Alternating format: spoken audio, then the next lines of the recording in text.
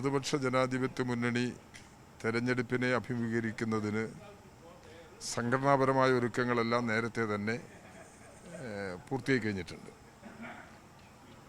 ഇപ്പോൾ ഇലക്ഷൻ കമ്മിറ്റികൾ രൂപീകരിച്ച് പ്രവർത്തനത്തിന് ആവശ്യമായിട്ടുള്ള ക്രമീകരണം ഉണ്ടാക്കേണ്ടതുണ്ട്.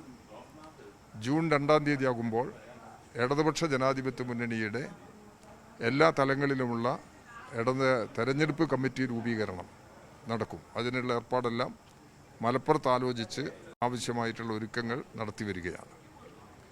ഇടതുപക്ഷ ജനാധിപത്യ മുന്നണി കേരളത്തിൻ്റെ രാഷ്ട്രീയ അന്തരീക്ഷത്തിലാണ് ഈ തെരഞ്ഞെടുപ്പിനെ അഭിമുഖീകരിക്കുന്നത്. ഏത് കാലത്തും ആ സന്ദർഭങ്ങളിൽ ഉയർന്നു നിൽക്കുന്ന രാഷ്ട്രീയ നിലപാടുകളാണ് വിജയമുറപ്പിക്കുന്നത്. കേരളം ഒരു മൂന്നാമതും ഇടതുപക്ഷ ജനാധിപത്യ മുന്നണി ഗവൺമെൻറ് അധികാരത്തിൽ വരുന്നതിനുള്ള സാധ്യതകളാണ് രൂപപ്പെട്ടു വന്നിട്ടുള്ളത്.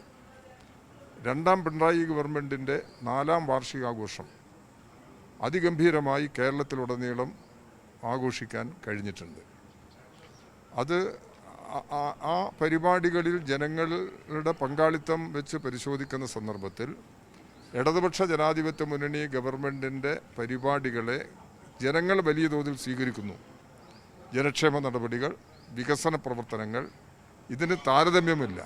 കേരളത്തെ മറ്റൊരു സംസ്ഥാനവുമായിട്ടും താരതമ്യപ്പെടുത്താൻ കഴിയില്ല, മറ്റൊരു കാലവുമായിട്ടും താരതമ്യപ്പെടുത്താൻ കഴിയില്ല.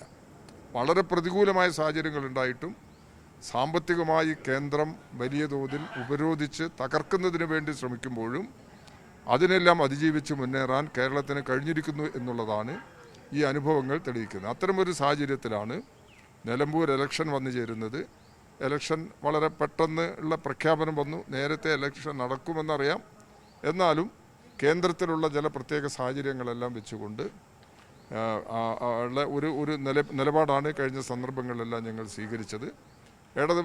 തെരഞ്ഞെടുപ്പും പ്രഖ്യാപിച്ചു കഴിഞ്ഞു. ആ പ്രഖ്യാപിച്ച നില ആ തെരഞ്ഞെടുപ്പിനെ ശക്തമായി നേരിടുക എന്നുള്ളത് തന്നെയാണ്. അത് നല്ല റിസൾട്ട് ഉണ്ടാക്കാൻ കഴിയുമെന്ന് തന്നെയാണ് ഇടതുപക്ഷ ജനാധിപത്യ മുന്നണി പ്രതീക്ഷിക്കുന്നത്.